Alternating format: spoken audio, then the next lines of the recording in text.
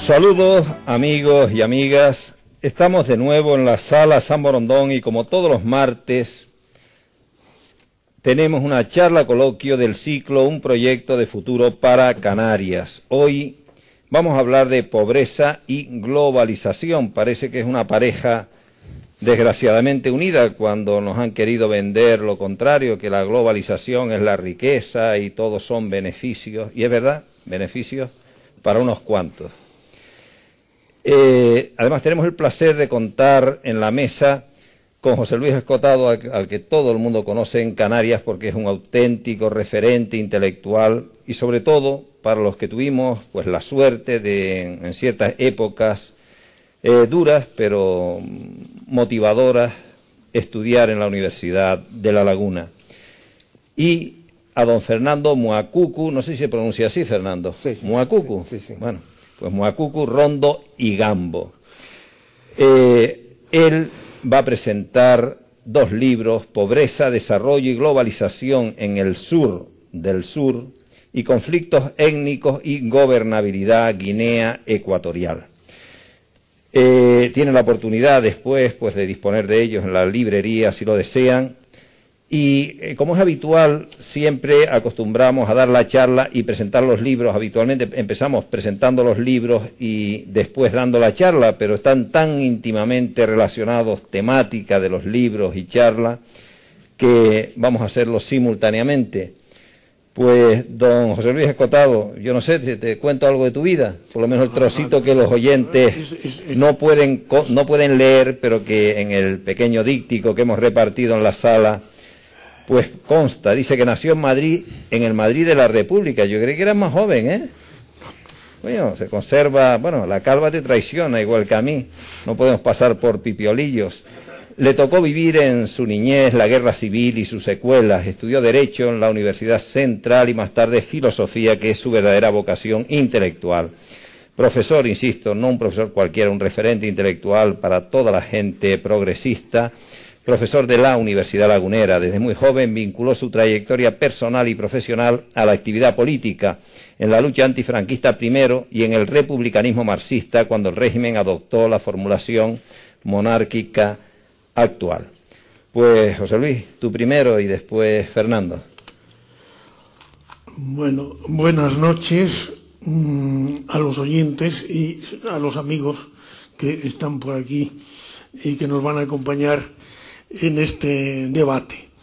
Se trata de debatir sobre la problemática de la pobreza, el hambre y la globalización. Y debemos agradecer al economista ecuatoguineano Fernando Muacucu que haya viajado desde Barcelona y nos acompañe para debatir con nosotros.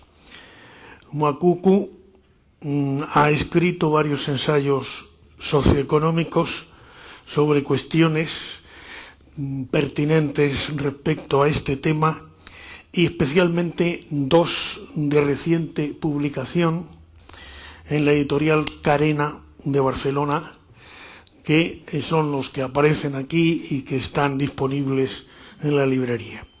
Se titulan Pobreza, Desarrollo y Globalización en el Sur del Sur y Conflictos Étnicos y Gobernabilidad en Guinea Ecuatorial.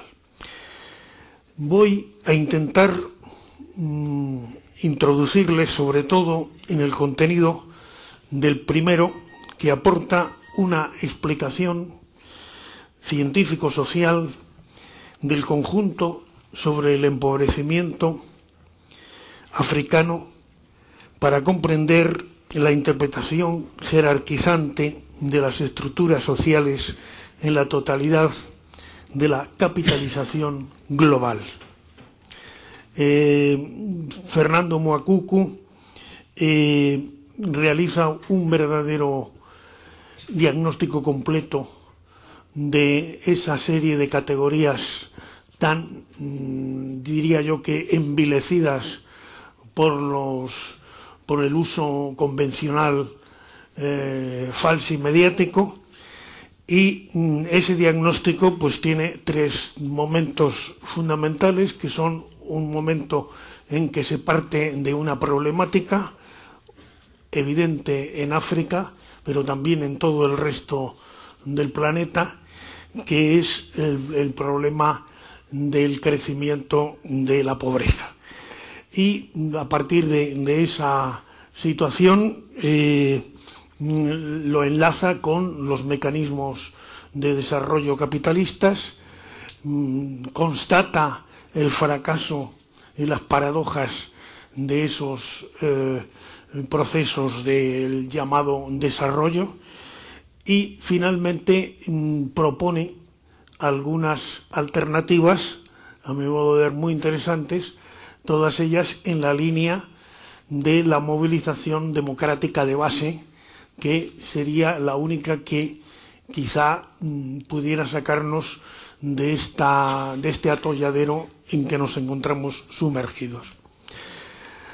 La retórica de las convenciones mediáticas utiliza con bastante confusión una serie de nociones difusas como modernización, desarrollo y subdesarrollo, pobreza, civilización y cultura, progreso y globalización, sostenibilidad, etcétera, etcétera, constructos ideológicos que ocultan más que explican las dinámicas estructurantes inherentes a esos fenómenos sociales. El primer esfuerzo encomiable de Mwakuku es precisar estos conceptos en el ámbito de una investigación científico-social.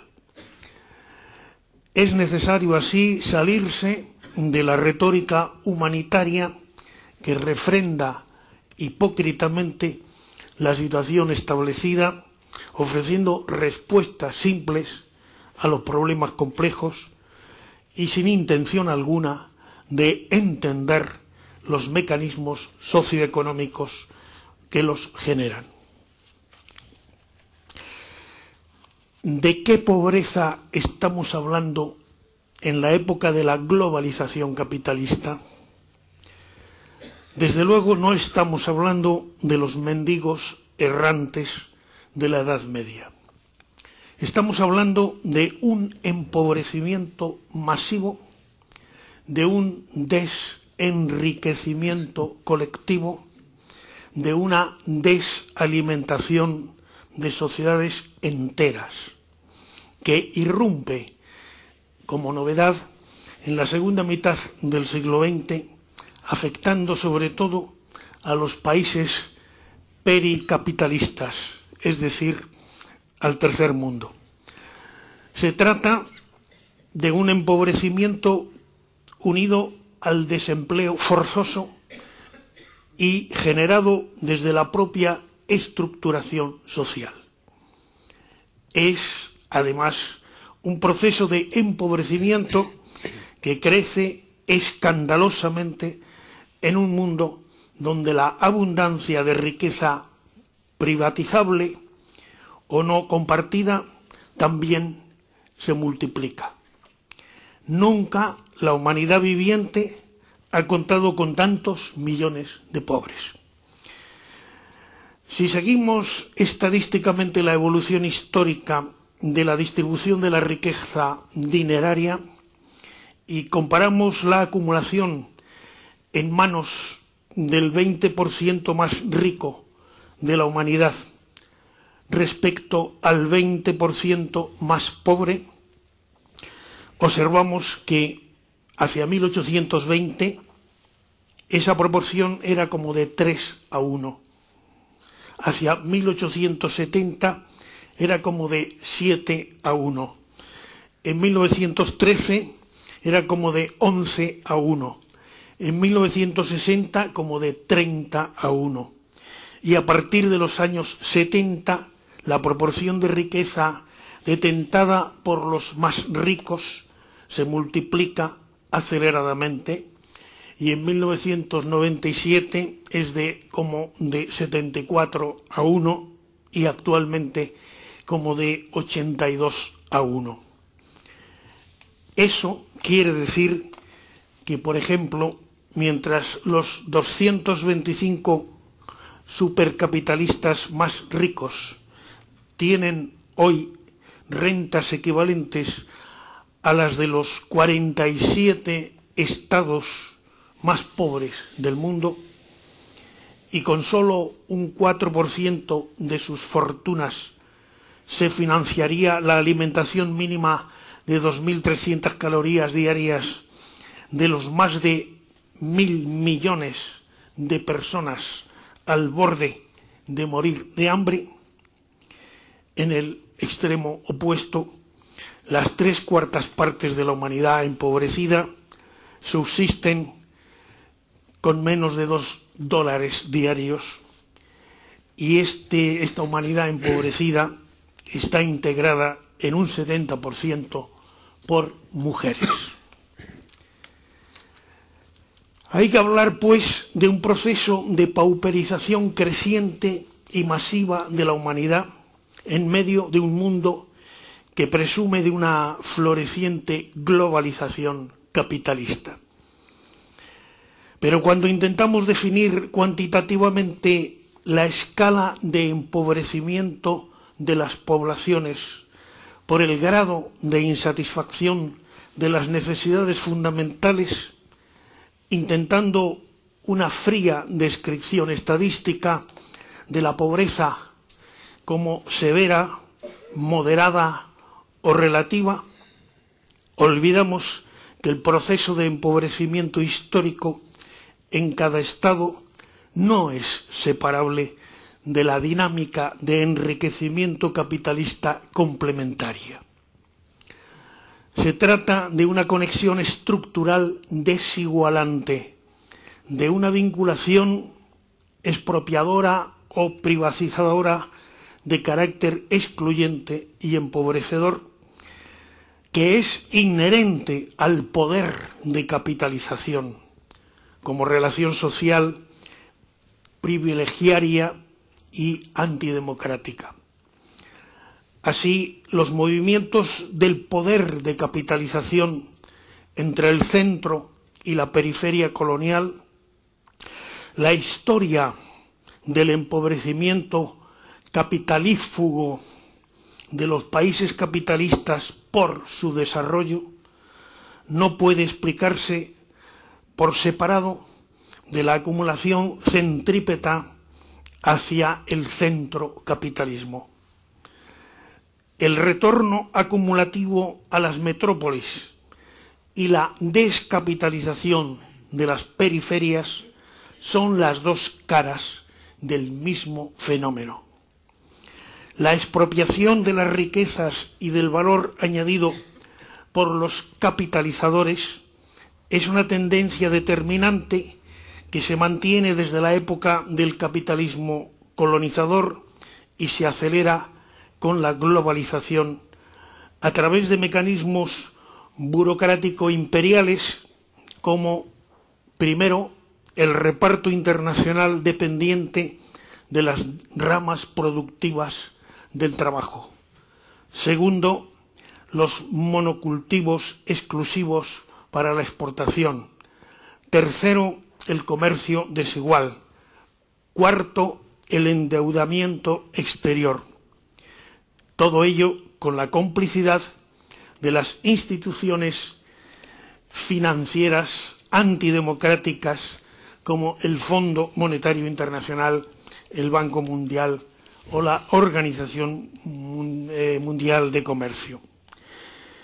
Y todo esto constituye el círculo vicioso del subdesarrollo pericapitalista y el efecto de pauperización masiva, la paradoja de un desarrollo del subdesarrollo. Puede haber diversas causas coyunturales de la desigualdad empobrecedora: los gobiernos corruptos e incompetentes, las guerras y los gastos militares, las malas cosechas o los cambios climáticos. Pero hay dos mecanismos inmanentes económico-políticos especialmente perversos al poder de capitalización libre. Por una parte, el proceso de descampesinización en la periferia del sistema. Y por otra parte, el proceso de deslaboralización o precarización de la fuerza de trabajo en el centro. Respecto a la primera, el capitalismo agroalimentario ha conseguido, controlando tanto la tecnoproducción como la monopolio comercialización, como los nuevos hábitos de consumo de alimentos, un resultado de encarecimiento desalimentario con la expulsión competitivista de los campesinos radicados en cada una de las zonas, en lo que se podría llamar la desterritorialización agrícola. Pues bien, esta serie de interrelaciones socioeconómicas complejas entre pobreza, su desarrollo y globalización capitalista es lo que sabe muy bien sintetizar Fernando Mwakuku en una completa explicación de las causas del empobrecimiento en África. Ese continente en que la mitad de sus habitantes viven con menos de $1 diario, más de 30 millones están contagiados del SIDA y el 18% de los niños africanos que mueren antes de los 5 años. Así, la globalización se presenta con una doble faz. La globalización, la cara oculta del episodio optimista de la globalización, son los mecanismos económico-políticos del poder de capitalización y el otro aspecto, los mecanismos político-económicos del poder de capitalización. Así, la globalización se podría definir como la serie de mecanismos económico-políticos que actúan internacionalmente y que realizan la estrategia macroempresarial a gran escala para la expansión del poder de capitalización. Y son complementados por otra serie de mecanismos político-económicos que actúan a nivel estatal para garantizar burocrático-legislativamente la privacidad de las capitalizaciones, sean o no de riqueza pública. Es así como la globalización se puede resumir en expansión de las empresas transnacionales más gobernanzas. Las gobernanzas son de generaciones mafiocapitalistas de la política pública. Son democracias degeneradas en las que la representatividad honesta a que se deben la clase política se ha abandonado totalmente, y a los que se representan efectivamente es a los intereses empresariales. Así, globalización equivale a desenriquecimiento de las mayorías. Por eso, la globalización efectivamente existente es antidemocracia económica, desdemocratización de la riqueza planetaria, efecto de antidemocratización desigualante por la expansión libre del poder de capitalización. Y esto es lo que nos sitúa realmente en el trasfondo del galopante crecimiento de la pauperización. Pero se quedaría incompleto el análisis si no subrayásemos suficientemente el continuo político, económico y económico-político, porque el carácter de servicio prestado por la clase política de las fachadas democráticas a los auténticos dueños del mundo, que son los grandes capitalizadores, se quedaría incompleto, digo, el análisis si no se subrayase que en esas condiciones el mundo va cada vez más a convertirse en una situación ingobernable. Esa función de la gobernanza, de garantizar apaciblemente las inversiones del capital, se quedaría insatisfecha si no se asegurase efectivamente ese presunto orden de la situación establecida.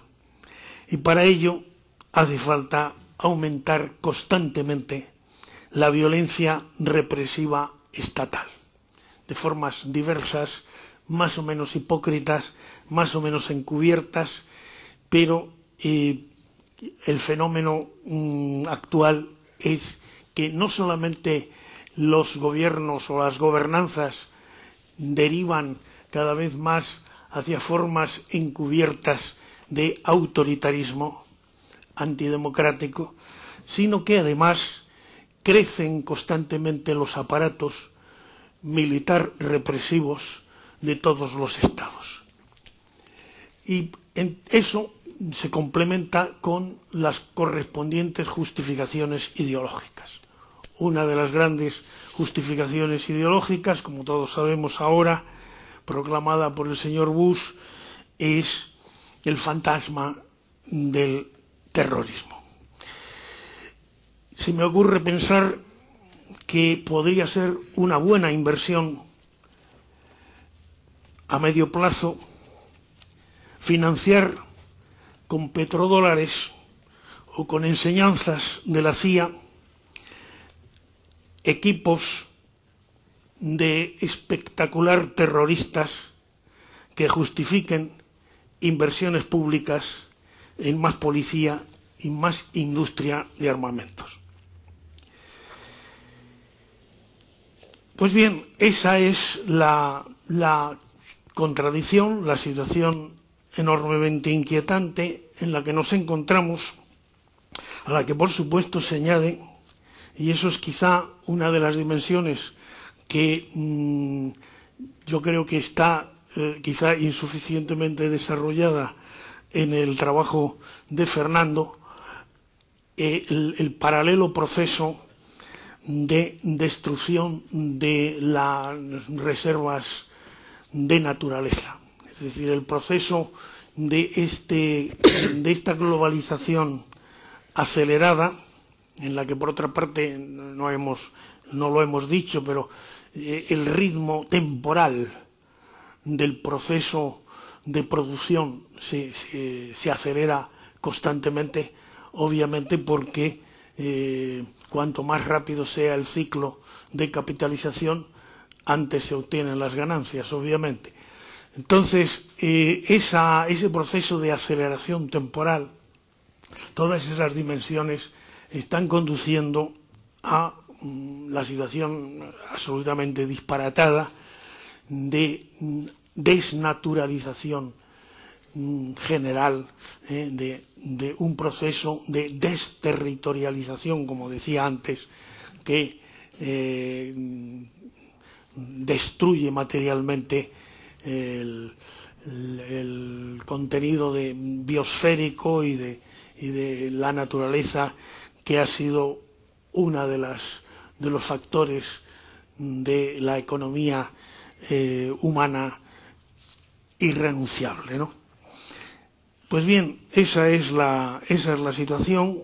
En fin, confío en que la importancia de la aportación de Fernando Moakuku consiste, a mi modo de ver, en establecer un análisis interrelacionado de conjunto en todo ese diagnóstico, donde se ve claramente cuáles son los determinantes fundamentales, las estructuras verdaderamente determinantes y los aspectos más coyunturales y más aparienciales. Me he referido fundamentalmente a este libro, al libro de la globalización, el desarrollo y la pobreza, pero querría también finalmente subrayar que la otra obra que también se presenta de Fernando, que está referida a los conflictos étnicos y a la gobernabilidad, enlaza perfectamente con esta, porque se trata de entrar en el detalle del proceso histórico de Guinea Ecuatorial. Yo no había visto, en fin, claro, mis conocimientos son limitados sobre la bibliografía alrededor de los análisis sobre Guinea Ecuatorial, pero no conocía ninguna obra que de una manera tan lúcida reflejase la verdadera problemática de la creación del Estado de Guinea Ecuatorial, porque en el caso de Guinea Ecuatorial es evidente, como demuestra el análisis histórico de Fernando, que hay un proceso histórico de opresión nacional, auténticamente, de integración de etnias nacionales con una trayectoria y una historia claramente diferenciadas, que de una forma precipitada en el proceso de descolonización se integran en un Estado unitario que rápidamente deriva a una oligarquía étnica y que, por tanto, elude totalmente el principio democrático de autodeterminación de esas nacionalidades, principio que hubiera sido elemental y fundamental a la hora de establecer una nueva constitución, de establecer un pacto auténticamente de Estado, de coexistencia, de convivencia de esas etnias tan diferenciadas. Entonces, me ha parecido sumamente interesante este análisis y, desde luego, yo recomendaría a los muchos amigos ecuatoguineanos que veo por aquí que leyeran esa obra, porque creo que les puede crear una conciencia muy clara sobre la situación. Y además lo hace Fernando aportando alternativas, tanto en un libro como en otro, es decir, planteando que la única salida es precisamente más democracia, es decir, profundizar la democracia de base, la democracia participativa, y es a partir de ahí desde donde se puede hacer un desarrollo autosostenido que pueda regionalizarse, por ejemplo, abriéndose a otros estados africanos, pero que sería la única vía frente a esas derivas oligárquicas y dictatoriales que entran dentro del juego de la globalización capitalista. Y bueno, con esto le dejo a él porque ya me he extendido demasiado. Muchas gracias, José Luis.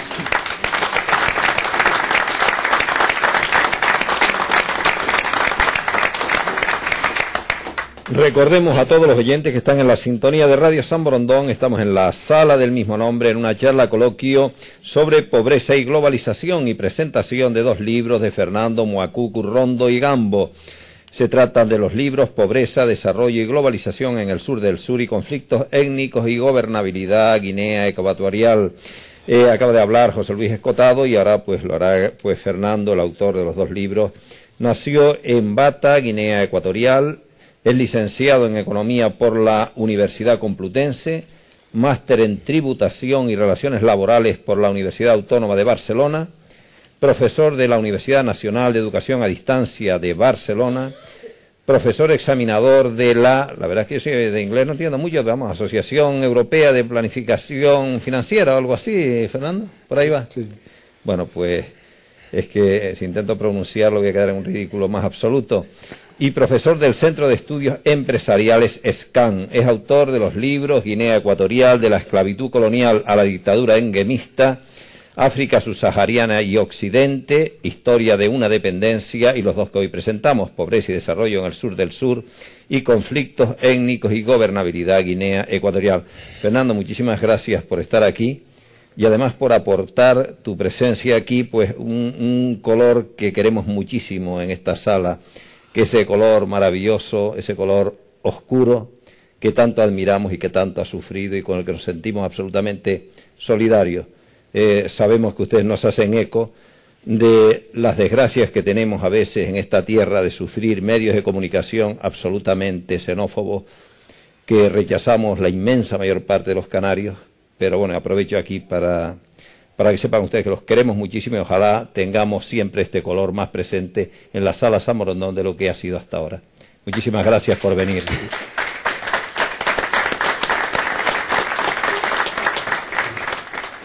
Buenas tardes y agradecido de todas formas de vuestro y yo por la hospitalidad que me habéis dispensado en esta radio San Borondón y en Tenerife también. Uno de los temas de mi último trabajo que se presenta aquí hoy se titula Desarrollo, Pobreza y Globalización en el Sur del Sur, cuyo contenido bien ha quedado expresado por don José Luis Escotado y yo preferiré no entrar en el tema, salvo preguntas concretas del público o de los radioyentes. Y me ha parecido acertado que se haya escogido como tema de charla coloquio la pobreza y globalización, ¿verdad?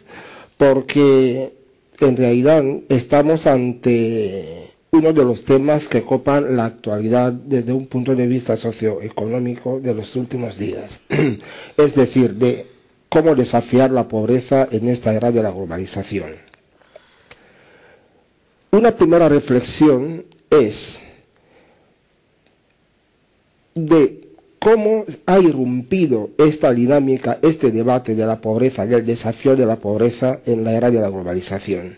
Esto nos lleva a entender que existe una relación directa entre la pobreza, el incremento de la pobreza y a su vez el empuje de la globalización.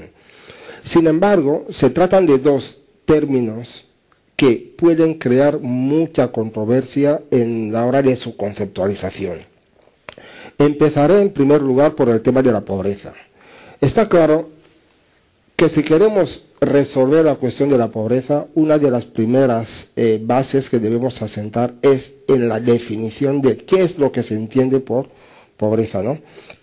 Porque el concepto puede variar según el nivel de los satisfactores de cada uno o, más concretamente, la escala de valores de que disponemos cada uno de nosotros. Quiero decir con esto que, así como en Occidente, me estoy refiriendo al Occidente eurocentrista, el término de pobreza se circunscribe única y exclusivamente a partir de los parámetros económicos. Esto no es así en el resto de las sociedades. Esta definición de la pobreza a partir de los parámetros económicos encontramos su precedente en 1947 como consecuencia de una decisión adoptada por las Naciones Unidas, cuando determinó separar el mundo en dos grandes bloques. Por una parte quedaron los países ricos y por otra quedamos nosotros, los países pobres. Insisto, es a partir de variables puramente económicos, en este caso a partir de una renta per cápita, ¿verdad?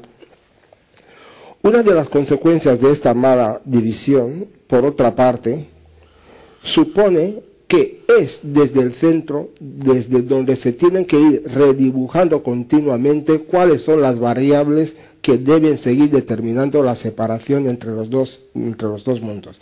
Y como digo yo en mi libro, si esto es así, si el nivel de los satisfactores se ajusta únicamente a variables económicas y estas son únicas exclusivamente definidas desde la sociedad, la alta sociedad de consumo, difícilmente los países del sur llegarán a desarrollarse. O dicho de otra manera, difícilmente los países del sur llegarán a ser países desarrollados porque a medida que pretenden avanzar hacia esa línea divisoria entre los países pobres y ricos, los países ricos cada vez van redibujando otras líneas de separación.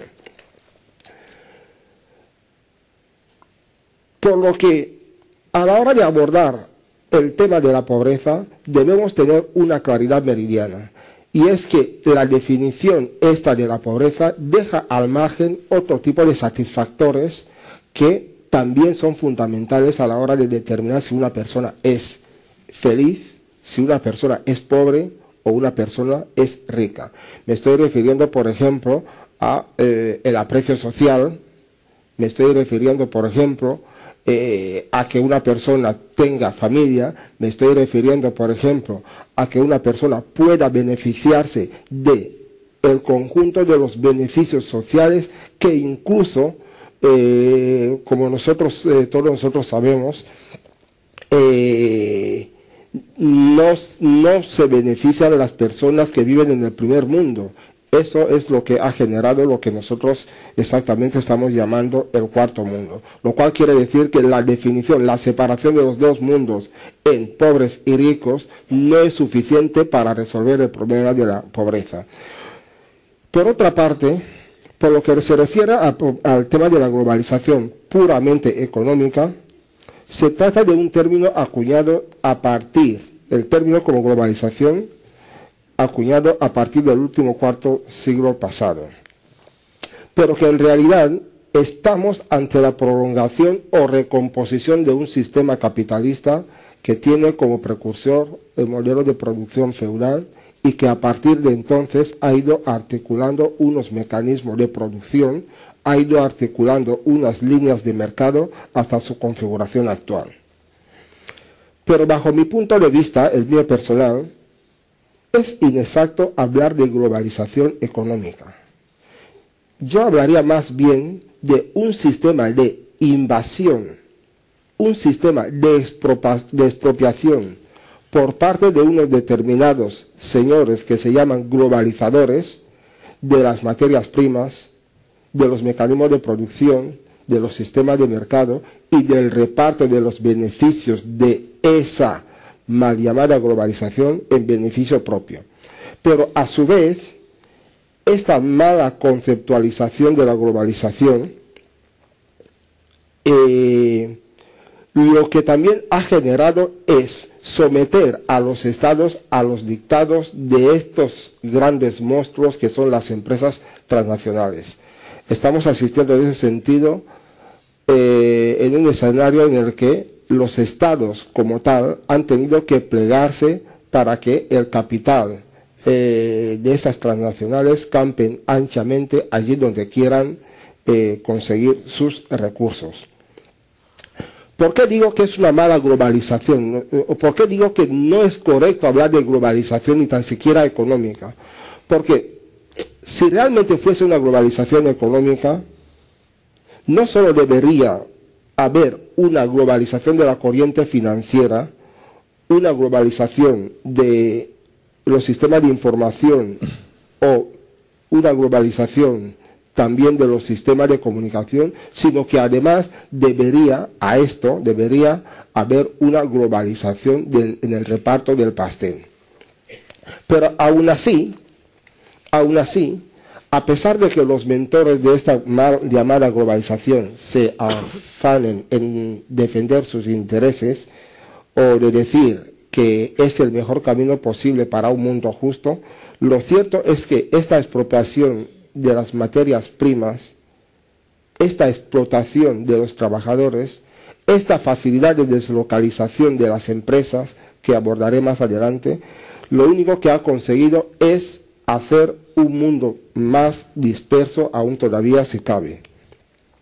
Si me permitís, podríamos decir que este sistema, al volverse más excluyente, cada vez más excluyente, lo que ha conseguido es que no tan solo aquellos países que tradicionalmente a partir de 1947 se catalogaron como países ricos, son ricos, sino que además dentro de esos países nos estamos encontrando con unas bolsas de pobreza profunda. Y por tanto la pobreza, definido desde el punto de vista eurocentrista, es decir, desde las variables económicas, la pobreza no solamente está afectando al sur, a esa persona de Gambia, sino también está afectando a esta persona de Tenerife que vive al margen de los beneficios del sistema que se ha generado.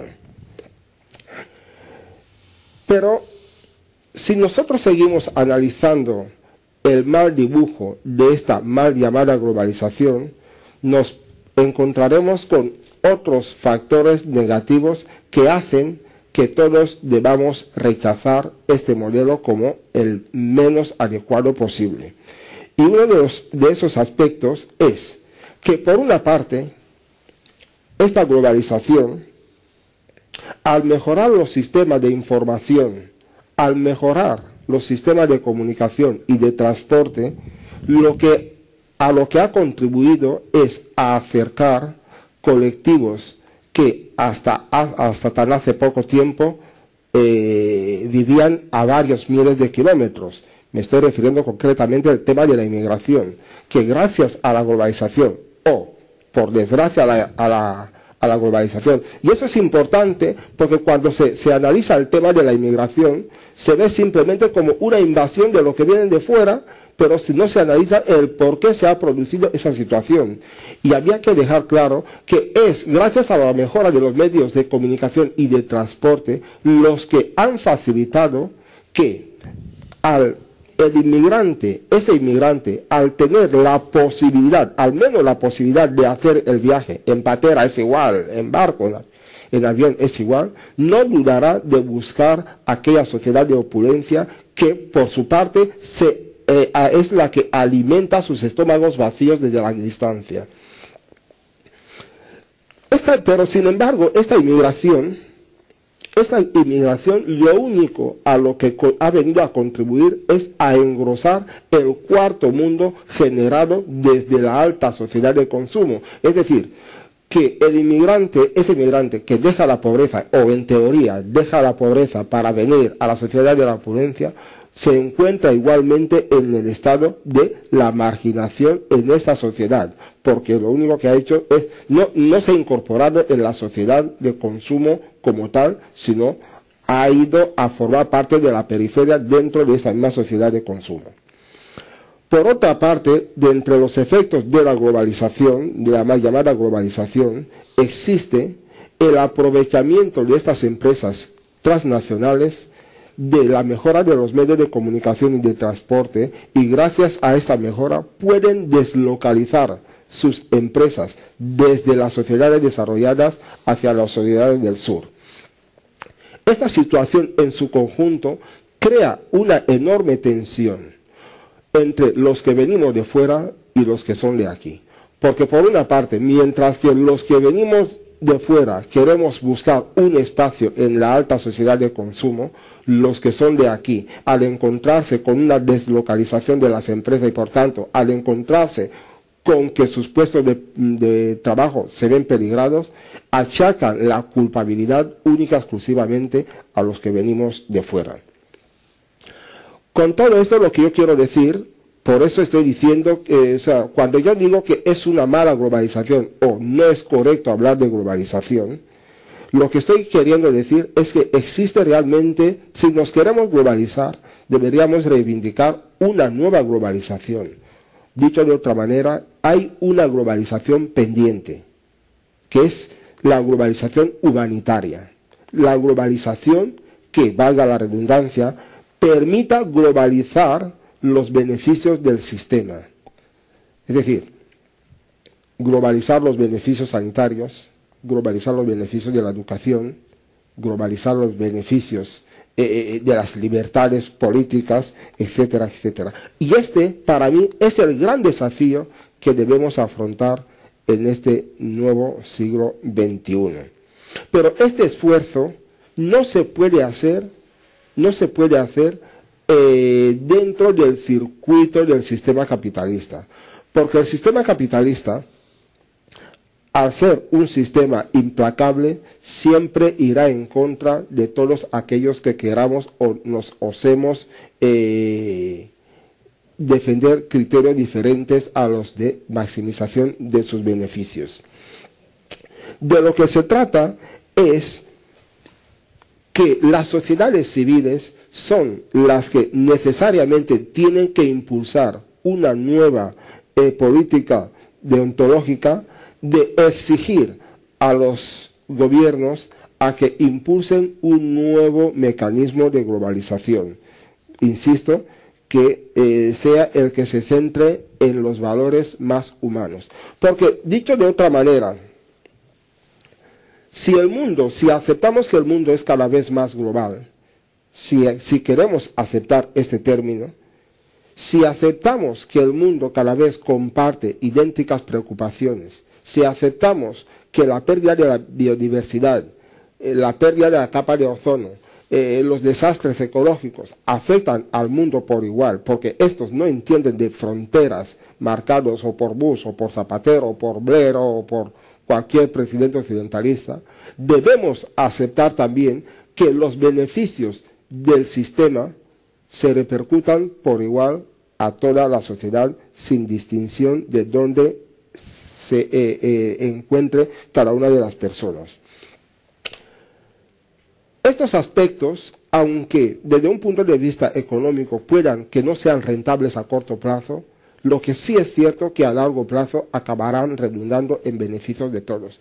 Porque nos podríamos hacer una pregunta: ¿de qué sirve la conquista tecnológica si ésta no se puede poner al servicio de la humanidad? ¿De qué sirve el desarrollo espacial si de lo que importa es hablar del nivel de bienestar de las personas? Si no somos capaces de superar este problema, seguramente nos vamos a encontrar cada vez más embotellados en que los problemas del sur tendrán una implicación directa en las sociedades del norte, simplemente por la sencilla razón de que el mundo cada vez es más global. Este es un tema que he abordado profundamente en mi primer libro.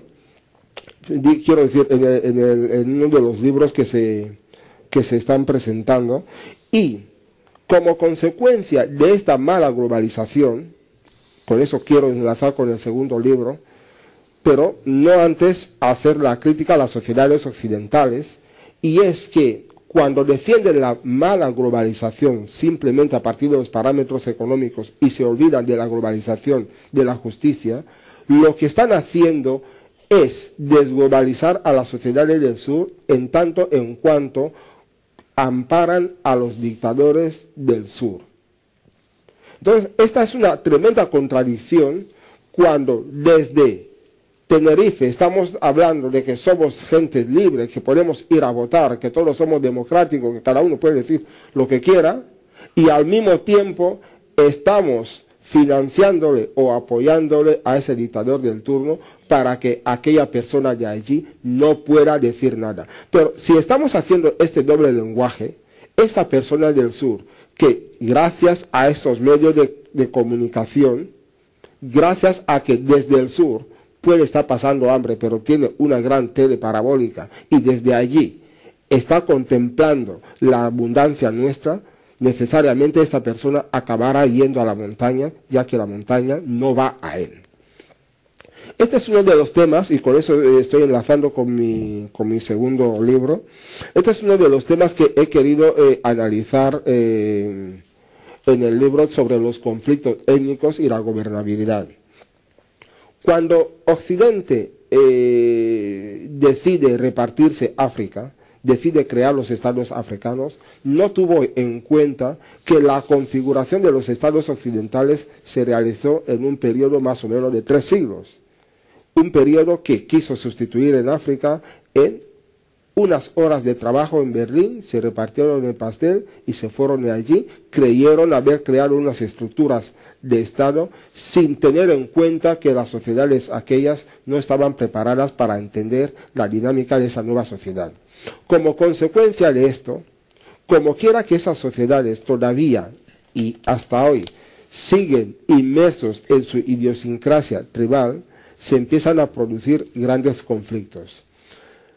La solución que yo encuentro en esos conflictos, o que yo quiero exponer en esos conflictos, es de la reconfiguración de los estados africanos, asociándolos, adaptándolos a su realidad geopolítica, geocultural. Y he querido profundizar en el caso particular de Guinea, aun cuando entiendo que ese debe ser el modelo generalizado en los estados africanos, pero he querido hacer un estudio particularizado en Guinea porque entiendo que cada país debe readaptar esta filosofía general a este caso particular. Pero esto no será posible si Occidente no nos echa una mano. Y mientras Occidente no nos echa una mano, nosotros seguiremos viniendo a Occidente, porque no podremos seguir enfrentándonos a un león que por otra parte está bien alimentado desde el centro. Un poco más o menos era mi tema central de exposición. Muchas gracias.